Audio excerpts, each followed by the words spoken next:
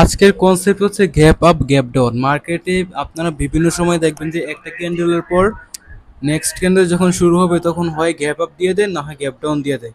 Maximum time এমনটা হয়ে থাকে। তো এটা কেন হয়, কিভাবে কাজ করে, আমরা ওইটার উপর কিভাবে ট্রেড নিব, ওইটাই আজকে শিখবো আমরা। তো নর্মালি হচ্ছে গ্যাপ আপ গ্যাপ ডাউন হয় আপনার এইভাবে। দেখি আপনাকে, একটা ফার্স্ট গ্রিন ক্যান্ডেল আসলো,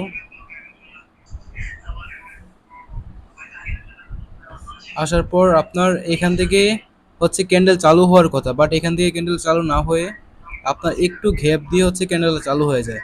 মাঝে মধ্যে দেখা যায় যে আপের জন্য যায়, আবার মাঝে মধ্যে দেখা যায় যে ডাউনের জন্য রেড ক্যান্ডেল হয়ে যায়।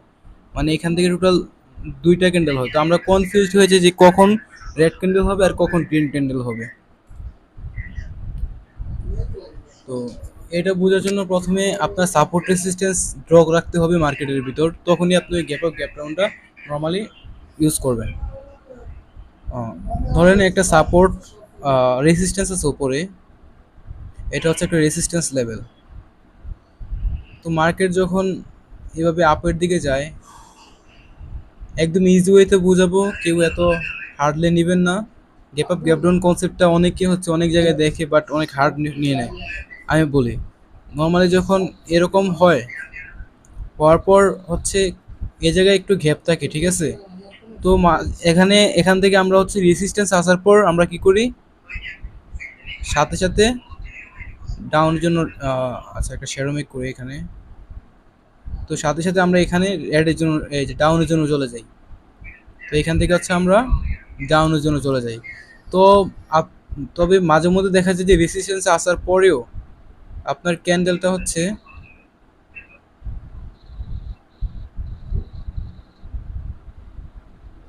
এই যে একটা গ্যাপ দেয়, গ্যাপ দেওয়ার পর উপরের দিকে চলে যায়, এরকম একটা গ্যাপ দেয়। তো নর্মালি গ্যাপ গ্যাপ আপের মধ্যে হচ্ছে আপনার যখন গ্যাপ আপ দেয়, এই জায়গায় আপনার হচ্ছে সেলার্সরা থাকে, ঠিক আছে। এই গ্যাপ আপের ভিতরে হচ্ছে সেলার্সরা থাকে। এই যে দেখেন, এটা যদি আমি ইয়ে করি,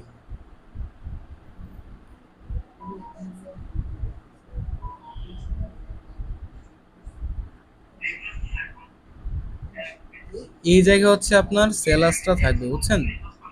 যখন গ্যাপ আপ দিয়ে হচ্ছে রেসিস্ট্যান্সটাকে ব্রেক করে আপের দিকে চলে যায়, তখন হচ্ছে এখানে হচ্ছে সেলার্স অ্যাক্টিভ হয়ে থাকে।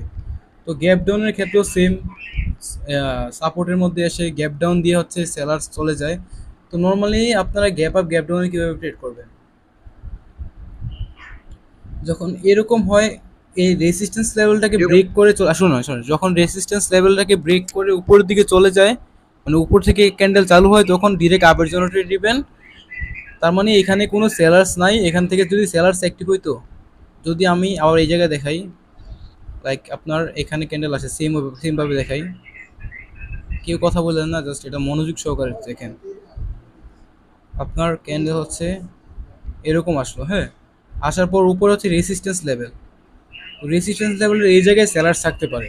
সো আমরা তো জানি না যে এই জায়গায় সেলার্স আছে কিনা। তো আমরা কি করি, আপের জন্য যাই, ক্যান্ডেল শুরু হওয়ার সাথে সাথে আপের জন্য এন্ট্রি নিয়ে নেই। তো মাঝে মধ্যে দেখা যায় কি, গ্যাপ দিয়ে হচ্ছে উপরে যায়, উপরে গিয়ে এরপরে ডাউনের জন্য চলে আসে।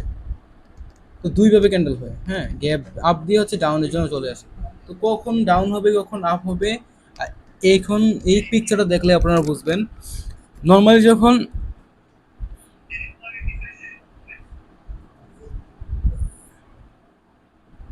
এই যে গ্রিন ক্যান্ডেল হয়, গ্রিন ক্যান্ডেল হওয়ার পর আরেকটা গ্রিন ক্যান্ডেল হলো, এখানে একটা রেসিস্ট্যান্স লাইন, এই জায়গায় হচ্ছে একটা রেসিস্ট্যান্স লাইন, ঠিক আছে। তো রেসিস্ট্যান্স লাইন দিয়ে যদি ব্রেক করে উপরের দিকে চলে যায়, তার মানে আপনি আপের জন্য ট্রেড নেবেন।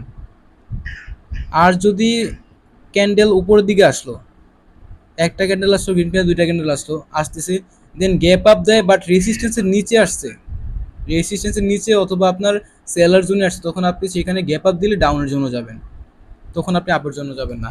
আর নর্মালি আপনি ওইভাবে আপের জন্য যেতে পারেন। ধরেন মার্কেটটা হচ্ছে চালু হইলো, এখান থেকে উপরে একটা রেসিস্ট্যান্স লেভেল আছে,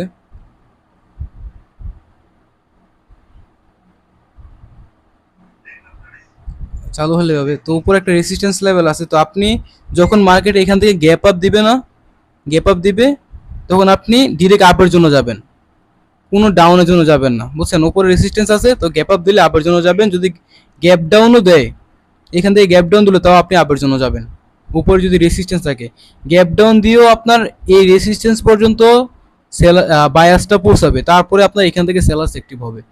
যদি এখানে আসার পর আপনার ধরেন এখানে আসলো, আসার পর আপনি আবার একটা গ্যাপ আপ দিল এইভাবে, আপনার এখান থেকে হচ্ছে আবার একটা গ্যাপ আপ দিল এখানে, এইখান থেকে মার্কেট ওপেন হলো। তো আপনি কি করবেন, যখন বায়ার্স সেলার্সের এরিয়াতে থাকবে তখন আপনি এখান থেকে আপের জন্য না গিয়ে ডাউনের জন্য যাবেন, আপনার হচ্ছে এখান থেকে ডাউনের জন্য যাবেন।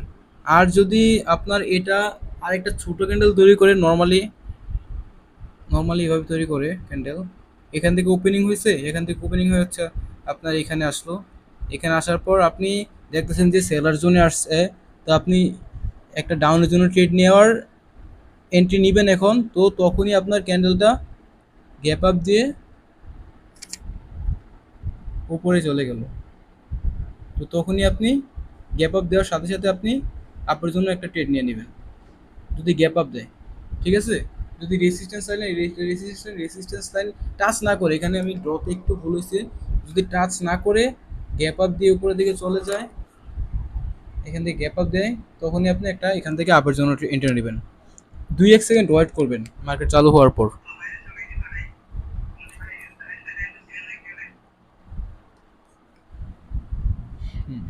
এটা ছিল গ্যাপ আপ গ্যাপ ডাউনের মেইন কনসেপ্ট, সেলার্সের ক্ষেত্রেও সেম।